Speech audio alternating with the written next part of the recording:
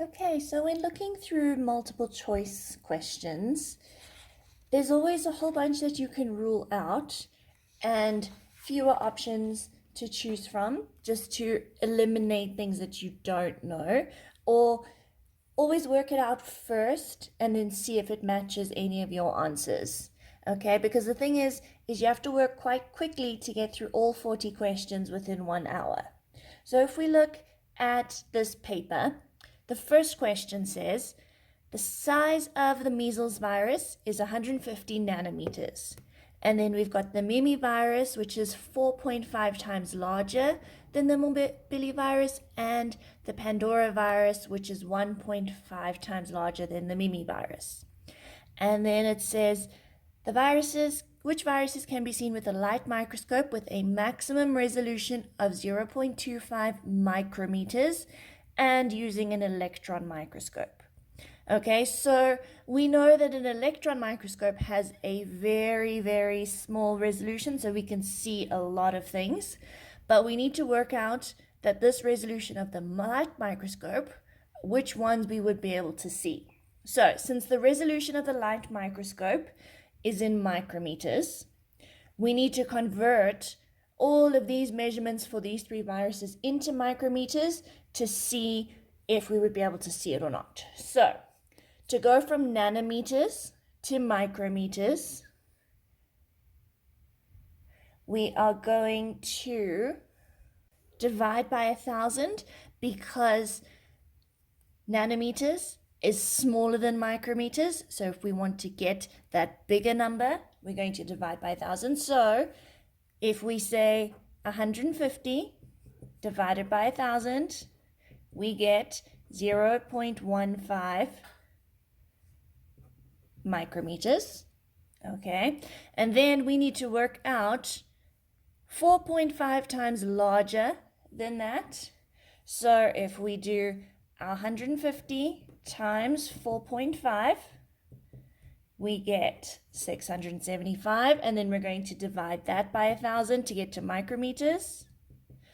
You get 0.675.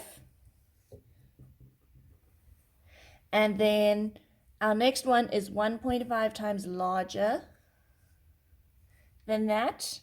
So then we say 675 times 1.5 to get our next one. And then we divide that by 1,000 to get our final answer. So now we have all of our answers in micrometers, and we know that the resolution is 0.25. So we can only see anything that's bigger than 0.25. So our first one, the Morbilli virus, was 0.15 micrometers, which is not bigger than 0.25, so we won't be seeing it. So we already eliminate A. So then it would only be any of these options. Then our next virus was 0.675, which is bigger than 0.25, so we would see it. Okay, so our only option where we've got no for the first one and yes for the second one would be option B. Okay, we can double check for the third one being a tick, which is 1 micrometer, which is bigger than that. So we would say B is our only option that matches all of our answers. So then we've got the electron micrograph, which shows the type of virus at a magnification of 60,000 times. What is the actual length of the virus? So what you need to do to find actual length, since we're given magnification and we know that our magnification equals image size over actual size, is now we need to find our image size. So we need to measure it. So we get a ruler and we measure in millimeters from one end to the other, straight across, because that's our virus size. And if we measure it, we find that we can get to 66 millimeters. Okay, so we have 66 millimeters. And since all of our answers we can see are in nanometers, we need to convert this millimeters into nanometers so that we know that we're doing the right measurements. So since millimeters is bigger, okay, to go from millimeters to micrometers, we would times by 1,000. And then to go from micrometers to millimeters to nanometers, we're going to times by another 1,000. So we want the actual size. So the actual size is going to equal image size divided by magnification, because I'm going to swap those around. So the image size is our 66 times by 1,000 and times by 1,000 again to get to nanometers, divided by the magnification of 60,000. And when we type that in our calculator, you get an answer of 1100. And I can see that that matches option D. So my answer is then going to be D. Okay, so always work it out first and see that it matches, but always make sure that you're using the right units, okay? Don't get tricked and automatically do micrometers, because then you're going to choose the wrong one because you'll be off by a factor of 1,000. Okay, so then our next question. We have the electron micrograph, okay, showing a structure that is found in the cytoplasm of an animal cell, and they want to know which biological molecules are found inside this structure.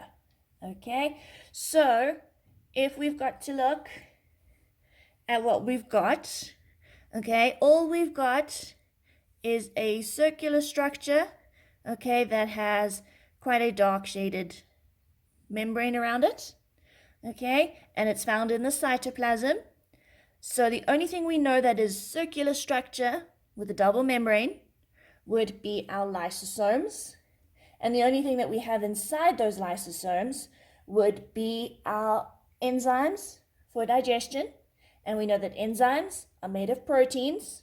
So in our list we can see there is proteins. It's definitely not going to be nucleic acid because it's not the nucleus, and it's not going to be a phospholipid because it's not the cell membrane. So the only thing that matches there would be 2 only. So our options would be D. So then for question 4, we have got 4 students were asked to match the function with the appearance of some cell structures in an animal cell, and the functions were listed by number. So there's the mRNA passes through the ribosome, the synthesis of lipids, and the packaging of hydrolytic enzymes that will remain in the cell. And then the appearances were listed by letter. So then we've got membranes which surround an enclosed inner cavity, non-membrane bound spherical structures, a double membrane interspersed with pores, a non-membrane bound cylindrical structure, and membrane bound sacs arranged in a flattened sac. So then, which student correctly matched the numbered function with the appearance of the cell structure? So we've got to look at each function and then match it to its structure, okay, for 1, 2, and 3. So the first thing we need to do is look at the first function, number 1, mRNA passes through the ribosome, to the ribosome. So if mRNA is passing through to the ribosome, mRNA we know is made in the nucleus, okay? And when it's passed into the ribosome, that means that it's going through our nuclear envelope pore. So we've got to find something that matches our nucleus. So if we look through, we have got our membrane which surrounds an enclosed inner cavity, a non-membrane bound structure, a double membrane interspersed with pores, okay? So we know that the nucleus is double membrane and it does have pores. Then we've got non-membrane bound and then membrane bound sacs that are flattened. Okay, so the only one there that sounds remotely similar to a nucleus would be X. Okay, so we can see for number 1, only the bottom 2 match for X. Okay, so we've already eliminated A and B. So then the same letter is for number 2. So we have to assume then that V, okay, would be matching number 2, which is the synthesis of lipids. And that says membranes which are surrounded and enclosed in a cavity, okay, which we know it would be the endoplasmic reticulum. So that matches. So then the last one would be 3, packaging of hydrolytic enzymes that will remain in the cell. And we know that anything to do with packaging our molecules in our cell would be the Golgi apparatus or the Golgi body. Okay, so the letters here that would match the Golgi body would be membrane-bound sacs that are flattened. Okay, because we know that the Golgi body is the only one that has that flattened sac that looks like pancakes. So that has to be Z. So number 3 being Z means we match option D. Okay, so then question number 5 wants to know which are found in typical prokaryotic cells and in typical plant cells. Okay, so in plant cells and in prokaryotes, we do have a cell wall.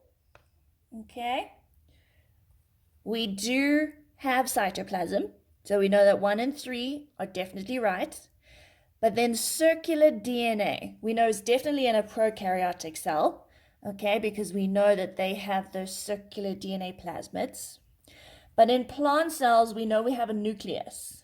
But what we also have is chloroplasts and mitochondria. And we know that the chloroplasts and the mitochondria have their own circular DNA because they were once their own organisms, okay? And then they got incorporated into plant cells and animal cells. So they do have circular DNA in those organelles, which means they would be found in plant cells as well. So don't get tricked just by looking straight at all 3 and saying, okay, well, they can't be circular DNA in a plant cell, because don't forget about those chloroplasts and mitochondria, which means 1, 2, and 3 are found in both. So we're going to find all of them.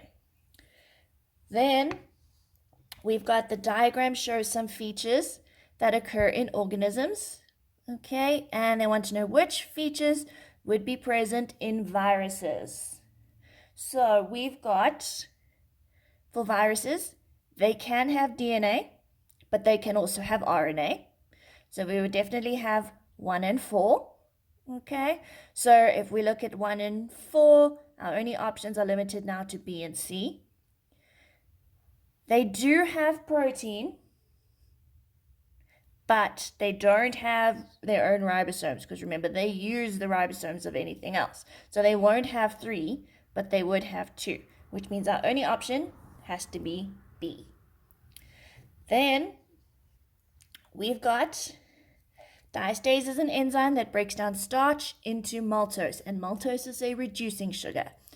A sample of starch is treated with boiled diastase and left for 15 minutes, and then it's tested with iodine and Benedict's reagent. And what are the results? Okay, so we've got an enzyme breaking down starch into maltose, which is a sugar.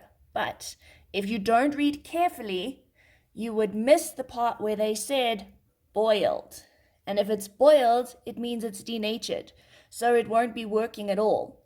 So if we add a solution of starch, even with an enzyme that's denatured, the starch is not going to break down at all. So the iodine solution would still be blue-black, and the Benedict solution is not going to have any sugars, so it's going to remain blue. So our option is going to be A. So always read your questions carefully so you don't skip things like that. Okay, so then we have got which pair of monomers forms sucrose? And we know that sucrose is made out of glucose and fructose. So we know that fructose is a 5-sided ring. So automatically you eliminate A and B because only C and D have their 5-sided ring. And then we look at our first structure for our glucose ring, and you know that it's got to be alpha glucose. That has to be joined with our fructose.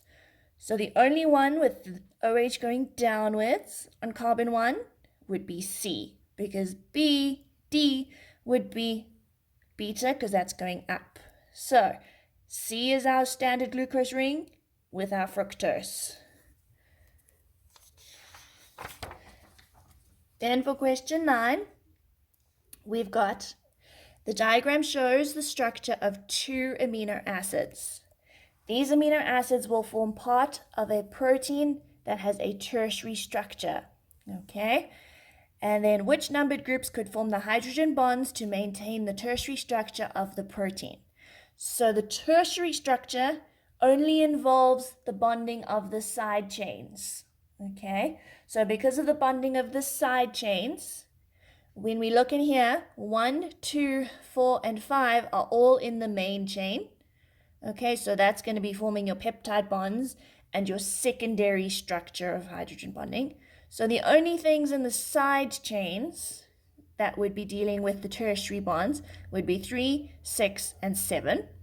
Okay, but number 6 is a CH2 group, which is nonpolar, so it would have nothing to do with hydrogen bonds. Only the OH and the OH would be involved, so that would only be number 3 and number 7. And the one that matches 3 and 7 would be D. Okay, so it's always best, whenever you're doing multiple choice, to read the question and already pre-think of what your answer is and then see that it matches, because then you won't doubt yourself. Okay, because usually your first instinct is correct. When you go back and then you start doubting yourself and changing all your answers, then most of the time you end up with the wrong answer. Okay, so then number 10. They want to know which row about the structure of proteins is correct. Okay, so we've got primary structure, tertiary structure, quaternary structure. So if we read through and we know primary structure is the sequence of amino acids. So if we go through, it's the number of amino acids. No, that's not correct. It's the order of amino acids. Similar, okay, present in a protein encoded by the DNA. It's the results of translation of the mRNA molecule by a ribosome into a chain of amino acids, or it is the sequence of amino acids in a protein coded by an mRNA molecule. So we know definitely that's correct because we know it's the sequence of amino acids. Okay, so it could be D. It might also be B, but we can look at the other ones to confirm. Then we've got the tertiary structure. So we know the tertiary structure is our 3D bonding between our side chains. Okay, so then we look through our options, bonding between all the amino acids in the primary structure. We know that's not true because that's only with the side chains. Okay, it's the shape formed by folding a polypeptide and held together by hydrogen bonds. It doesn't only have hydrogen bonds. It's the result of ionic and hydrogen bonds, disulfide bridges, and hydrophobic interactions. Okay, so it is true, that one. And it is formed as a result of the interaction of the side chains of the amino acids. So yes, we definitely know that's true. And that is true, but that first one doesn't match what we said about primary structure. So already, only D matches both. Okay, so we can choose D and move on if we're in a hurry, but we can check for the third one, the quaternary structure is the polypeptides that link to form a protein. No, because not all polypeptides need a quaternary structure. Contains 2 types of polypeptides. No, because it could be 2 or more. Is formed by 4 polypeptides. No, because it could be less. It could only be 3 or 2. And is formed by linking together more than 1 polypeptide to form a protein. So that is definitely correct. So D matches all 3.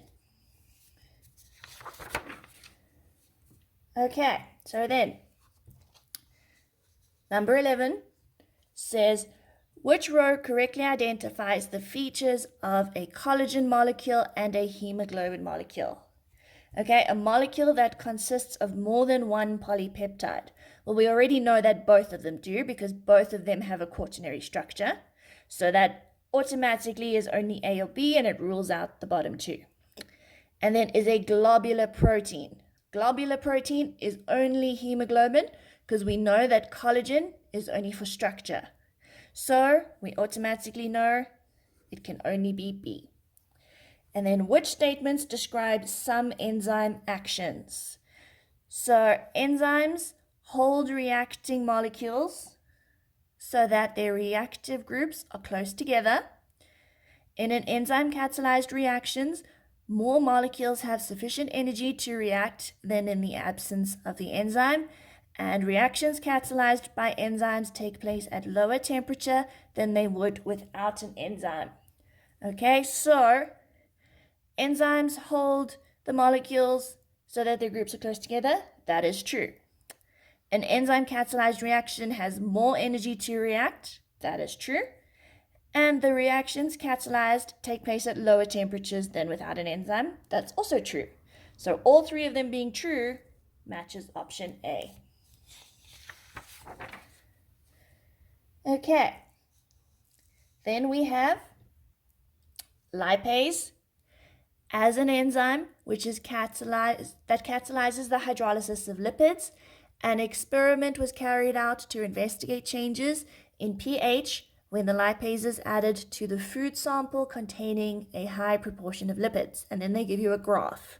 And they want to know which statements are possible explanations of the results of the experiment between 50 minutes and 60 minutes. Okay, so that's all the way at the end where it levels out. So when we read through our statements, the enzyme concentration becomes the limiting factor.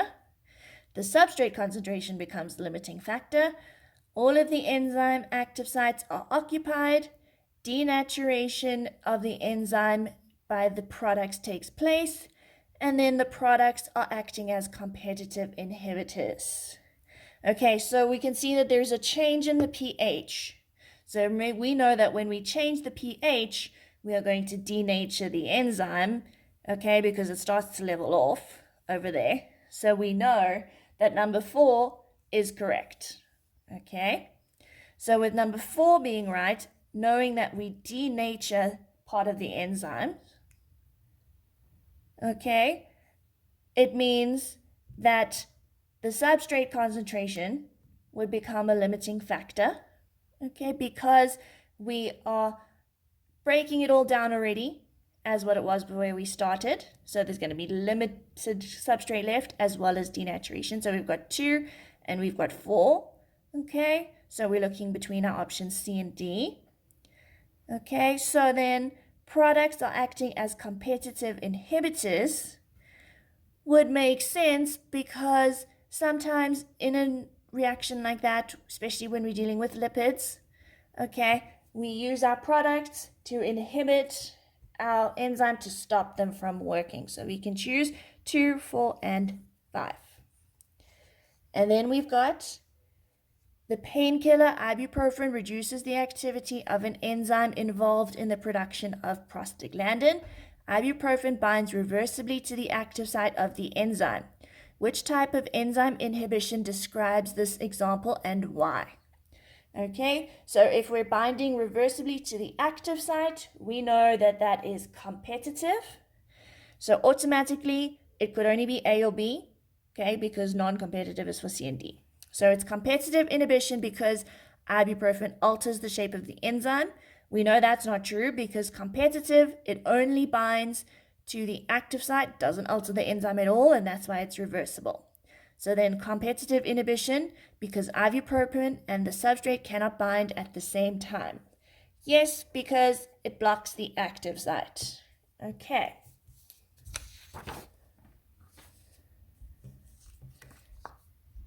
Then we've got equal-sized potato pieces were placed into test tubes containing equal volumes of different concentrations of sucrose solution and left for 30 minutes. All other variables were controlled. After 30 minutes, the potato piece in one of the concentrations of sucrose solution had not changed in size. What can be concluded from the results for this piece of potato? Okay, so if it hasn't changed, okay, the concentration of the sucrose in the potato is the same as the concentration of the sucrose solution. The water potential of the potato is the same as the water potential of the sucrose solution, and there is no more movement of water molecules in or out. Okay, we know that 3 is automatically incorrect because there is water movement, there's just no net water movement, meaning water keeps moving in and out, okay, but it doesn't move all to one side or all to the other. Okay, so 3 is not right because we can never say there's no water movement. Okay, there's just no net or overall water movement. So with 3 being wrong, that automatically rules out A and C. Okay, so now when we're dealing with movement of water, okay, we're going to say the water potential is going to be the same in both. Okay, we don't ever talk about our concentration when we're talking about our osmosis. We always talk about the water potential. So we're going to say only option 2, where the water potentials are the same, would be correct. Okay, and then we've got 4 agar blocks are stained with green using universal indicator and suspended in 1 mole of hydrochloric acid. The time taken for the agar blocks to change from green to red was recorded, and then it wants to know which agar block would be the first to become completely red. Okay, so we know that it's going to be the smallest block, or the one with the smallest surface area to volume ratio. Okay, so you automatically rule out any of your bigger blocks. Okay, so those bottom 2 are much bigger than the first 2 because we've got 5 by 3 and 2 by 3. So then we look, we've got a 2 by 2 by 2 block. So if we've got a cube, we've got our 2 by 2 by 2. But then we've got a 2 by 1 by 4. So we've got something like that because we've got a 2 by 1 by 4. Now this one is much thinner than that one. So it's going to take a lot quicker for our substance to get into the middle of that than it is for that one. Even though it is longer going further back, it's still much skinnier. So this one is going to be much quicker than that one. So our option for being the fastest would be B because of that 1. Okay, and then during the cell cycle, the mass of DNA in a cell is doubled. At which stage of the cell cycle is the mass of the DNA in the cell reduced? So when we reduce our mass of our DNA, that is once we have already split, okay, and we have already undergone our splitting of our cell. So that would be after interphase and prophase and after anaphase, where we have cytokinesis, where we've got the cleaving in of that cytoplasm. Then we are going to be reducing our DNA, okay, because then we've officially got 2 separate cells. Okay, so if we look at the next one, we have got how many of the listed structures typically contain genetic material that has telomeres? Okay, so we know that the telomeres are the part on the end of our chromosomes that are allowed for repetition of that material so that when we replicate each time, we don't lose any of our genetic material. Okay, so between the bacterial cell, the chloroplast, and the mitochondrion, those all have circular DNA. So they're not going to have chromosomes with telomeres on the end, but then the nucleus does. So only the nucleus out of all 4 of those would have the telomeres, so that would just be 1.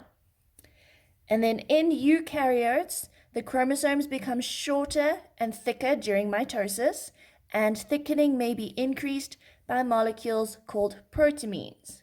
The protamines replace part of the structure of the chromosome, and this is which part of the chromosome is replaced by protamines. Okay, so to become shorter and thicker and condensing, it's wrapping around something, and usually what it's wrapping around is those histones.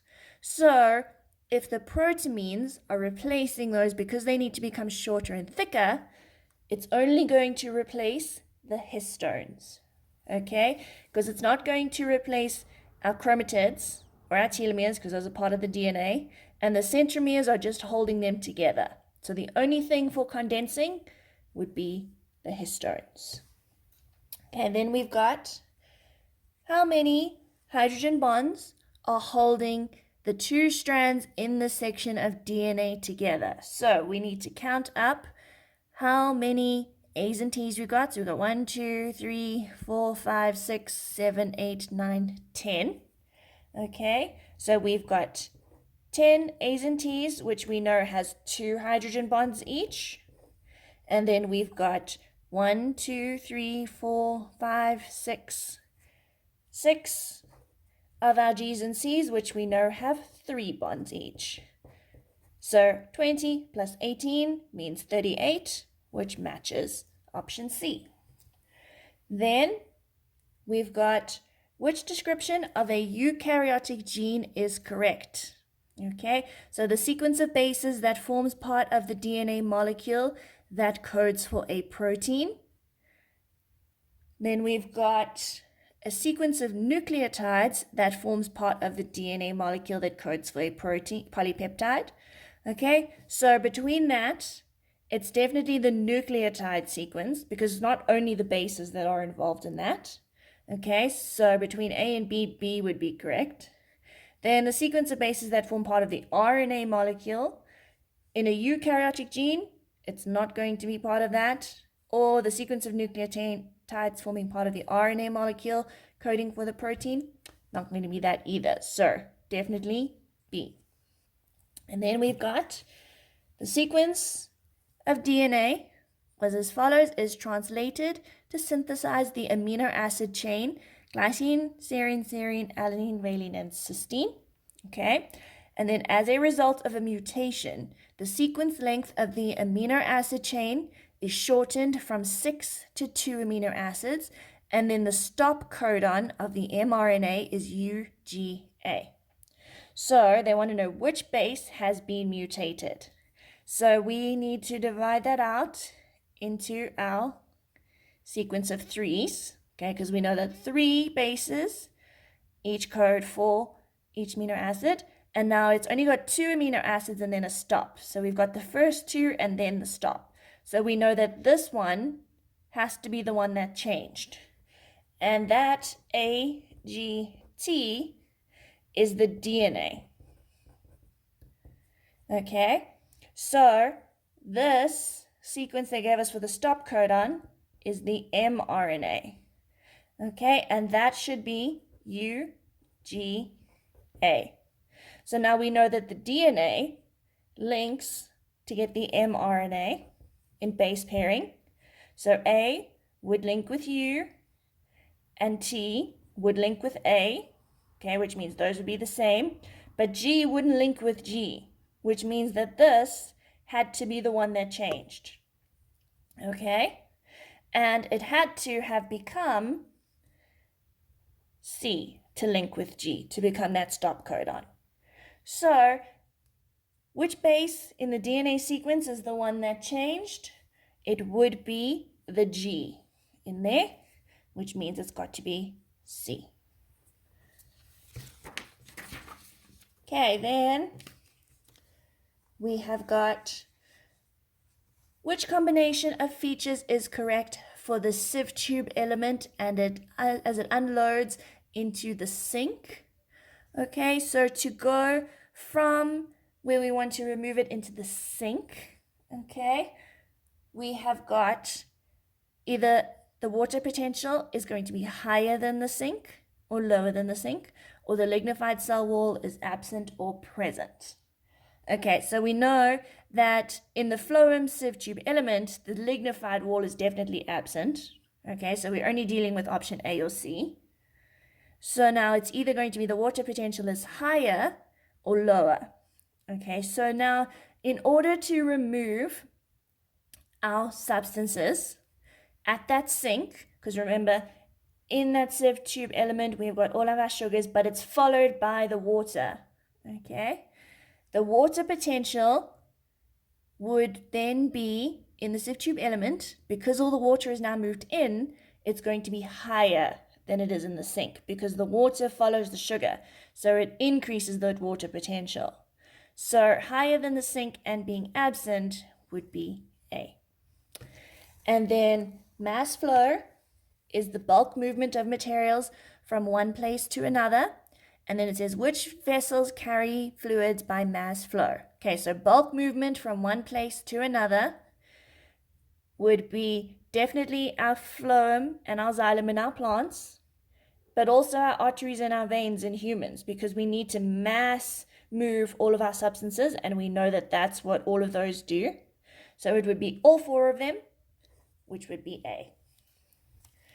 Then, which two rows are correct for the movement of water from the soil into the root? Okay, so from the soil to go into the root, we've got the soil either has a lower solute concentration, higher solute concentration, higher water potential, and lower water potential. Okay, so we've got in the soil, we have a lower solute concentration because the soil is where we get all of our water from, and there is more ions inside the root. Okay, so it's definitely going to be that part of 1. And if we double check on the other side, the root has the higher solute potential. Okay, so we definitely know it's 1. So that automatically then leaves either 1 or 2, or 1 and 4. Okay, and if we look at 2, the soil has the higher water potential and the root has the lower water potential. Well, we know that's true because that's the only way that water moves from the soil into the root, from where there's a lot of water to where there's less water. So it's definitely going to be 1 and 2, which is A. Then we have got ATP is used in companion cells to provide the energy for loading a sieve tube element with sucrose. How does the co-transporter mechanism use this energy? Well, we automatically already know that the ATP in phloem loading is to move the hydrogen ions out, okay, of the companion cell. So it says to pump hydrogen ions into the sieve tube element. We know that's not true, okay? To pump hydrogen ions out of the companion cell, that is true because that's what we just said. To pump sucrose into the sieve tube or to pump sucrose out of the companion cell. We know that that's not true because sucrose can only be moved with the co-transporter once the hydrogen ions have been pumped out. So it has to be B. And then why is the mammalian circulatory system described as double circulation? Well, it's double because blood flows through the heart twice in one whole circuit of the body. Okay, so if we look at our options, blood flows twice through the heart in one complete cardiac cycle. That's not true because a cardiac cycle is one beat of the heart. Blood flows twice through the heart in one complete circuit of the body. We know that that is true. Blood remains within arteries, capillaries, and veins. That's the only reason why it's closed, not double. And then blood transports both oxygen and carbon dioxide. That's got nothing to do with double circulation. So it only matches B. And then which sequence of letters correctly identifies the order of events during the cardiac cycle? Okay, so now we've got a series of letters all in our cycle. So the best thing to do is to read through them and you set up the sequence and then you see which sequence matches your one. Okay, so we've got atrial walls contract, impulse is delayed by a fraction of a second, wave of excitation enters the atrioventricular node, wave of excitation passes down the Purkinje tissue, a wave spreads from the sinoatrial node, and then the ventricles contract. Okay, so we always learned that when we start our cycle, we start with the wave of excitation being sent from the sinoatrial node. So that is X. So our wave spreads from the sinoatrial node and it causes the atrial walls to contract, which means our next one would be T. After they contract, that wave then goes through the atrioventricular node, which would be V. Once it goes through the atrioventricular node, there is then a delay, okay, because remember we delay it while it passes down the Purkinje tissue. So then that's going to be U followed by W through the Purkinje tissue all the way to the base of the ventricle, causing the ventricle to contract, which would then be our Y. So we know that the sequence is going to be X, T, V, U, W, and Y. So now we go through and we find X in each one. This is X to Y. That's not right. X to U. That's not right. X to T. That is right. Then to V. Then to U. Then to W. Then to Y. So that follows our sequence that we wrote over there. And then if we just check the next one, X to V, we know that's not right. So the only one that matches our sequence would be C. And then, which factors affect blood pressure?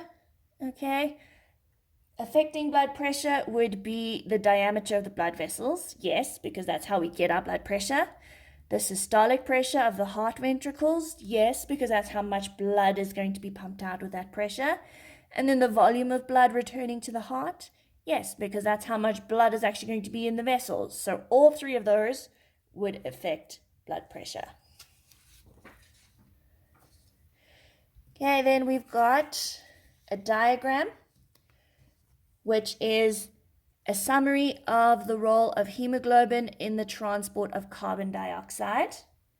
Okay, so we've got the series of carbon dioxide in the cells as well as oxygen, and they want to know which set of labels is correct.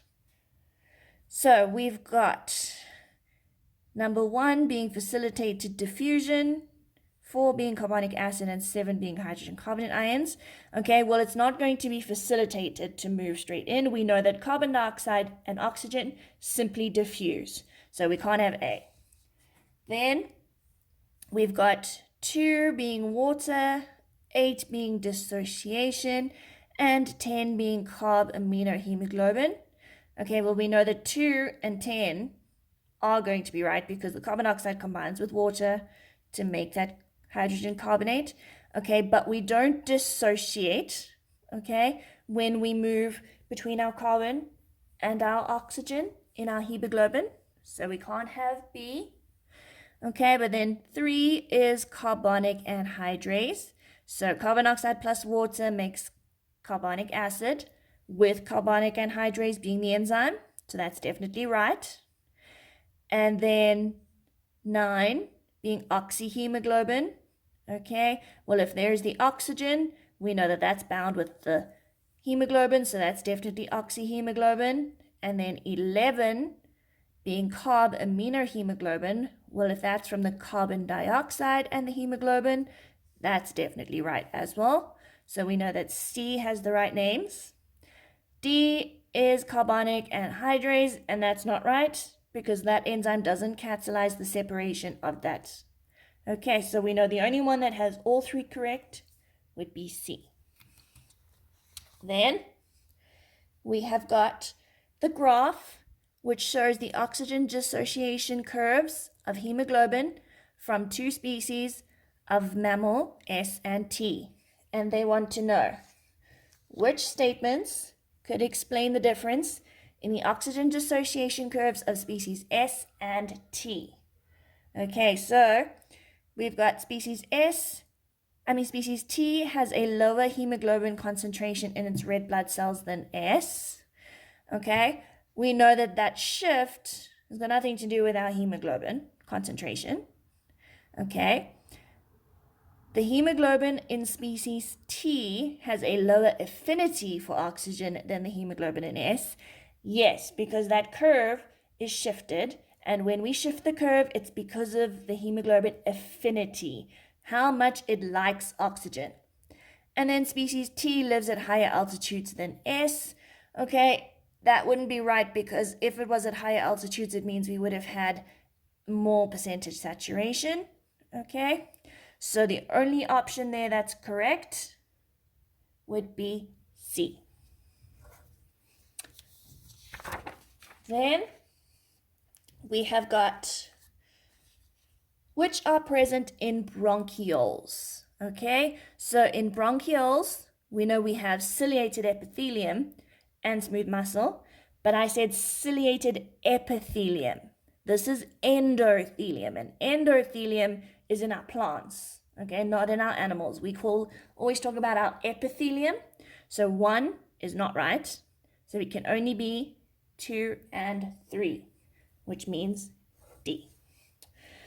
The partial pressure of oxygen in air inside the alveoli is 14 kilopascals. The partial pressure of oxygen in the pulmonary capillaries is 6.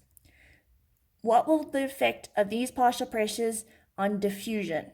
Okay, so for diffusion, it's going to go from where it's a higher pressure to where it's a lower pressure, which means it will go from the capillaries, from the air, okay, in the alveoli, because that's 14, to the capillaries where it's 6. So from where it's high to where it's low.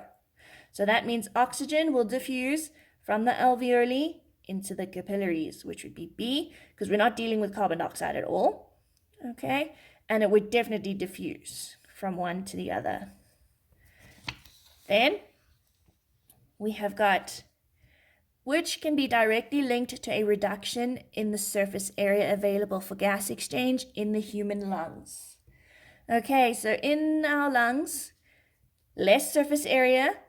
Emphysema, we know, is caused by a reduction in the elastic fibers. So yes, it definitely reduces surface area. Lung cancer, producing tumors, taking up area. So definitely less surface area. So definitely 1 and 2.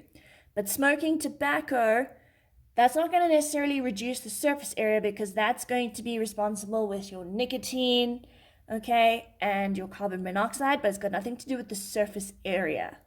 Eventually, the tar buildup would lead to emphysema, but directly linked would be emphysema and lung cancer. So only 1 and 2.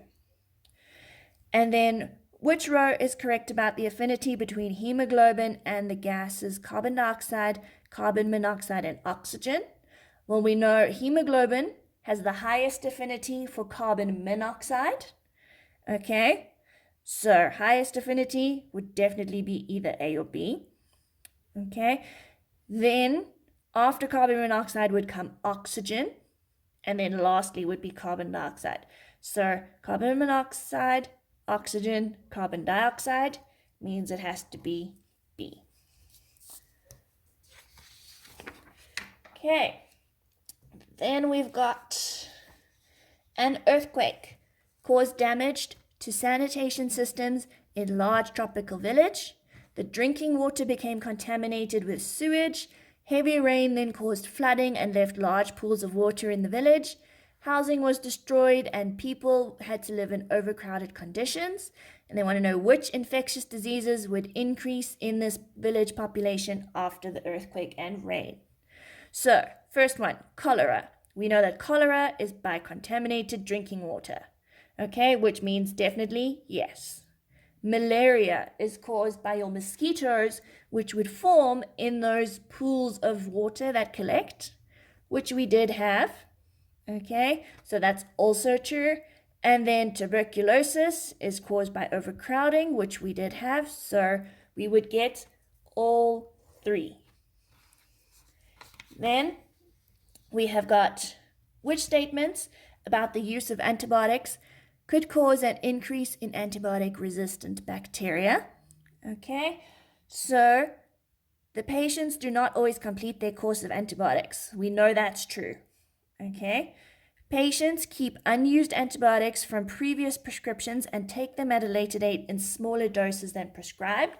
That is true, because then if you leave any sort of bacteria behind, that leads to antibiotic resistance. Okay, and antibiotics are used in farming to prevent infections. Okay, that is true as well. And then doctors prescribe narrow spectrum antibiotics that only kill few types of bacteria. That won't add to antibiotic resistance, because narrow spectrum is better. It's overprescribing broad spectrum that would lead to resistance, because it doesn't necessarily always kill the right bacteria. So only 1, 2, and 3 which would be A. And then which row is correct for neutrophils of B lymphocytes and B lymphocytes?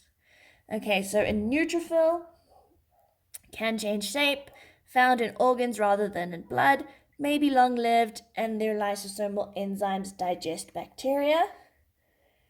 And then we've got B lymphocytes activated by contact with antigens, kills virus-infected cells, always short-lived, and secretes cytokines.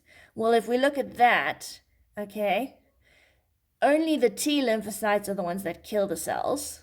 They're not always short-lived because we can have memory B lymphocytes. And secreting cytokines, again, would be T. So the only one that matches the B lymphocyte there would be the first one because of our antigens making antibodies. So we have to then say it has to be A, regardless of what the neutrophil says. And then we've got rabies is usually a fatal disease and is transmitted to people in the saliva of infected animals. A person who has been bitten by an infected animal needs immediate treatment.